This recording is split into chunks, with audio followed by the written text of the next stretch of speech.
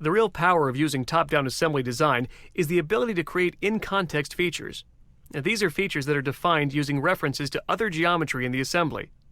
Let's take a look at an example of using in-context features. Here, I have a ratchet mechanism.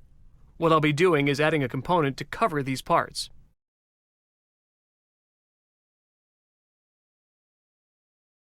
This is the beginning of the cover design.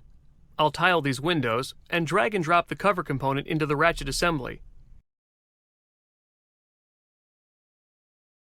As you can see, we'll have a problem with the cover design because I haven't added the holes necessary for the wheel and ratchet components.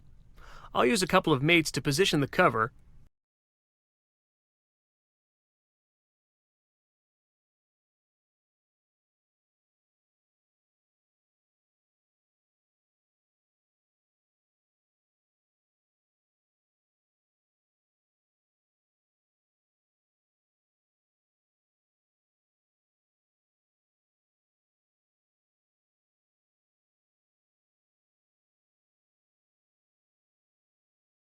And I'll create the holes later using in-context features.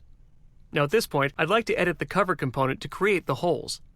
I'll select the cover and click the Edit Component icon on the Assembly toolbar.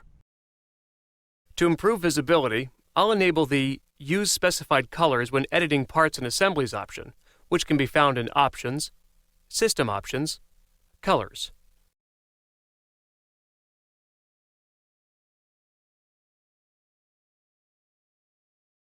I'll select the Cut Extrude icon and pick the face of the cover to begin a sketch. I'd like for the holes to be a bit larger than the wheel and ratchet geometry. This will leave a bit of clearance between the components. Instead of sketching a couple of circles and using dimensions to control their size, I'll use the geometry from the other components. First, I'll select this face and use the Offset Sketch tool. I'll set the offset to 0.01 and click OK. Next, I'll use Select Other to select an edge that defines the diameter of the wheel stud. Once the edge is selected, I'll use the Offset tool and create a 0.01 offset and click OK. All that remains is to exit Edit Sketch Mode and define the cut as Through All and click OK.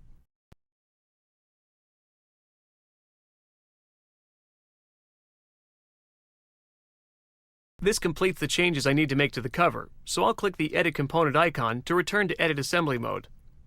The simple holes I just created are an example of an in-context feature, a feature defined in the context of the assembly. There are several advantages to using in-context features. First of all, I was able to position and size the holes by referencing the geometry of other components in the assembly. This saves time because I didn't have to measure the diameters of the other components. I simply selected them and defined an offset distance.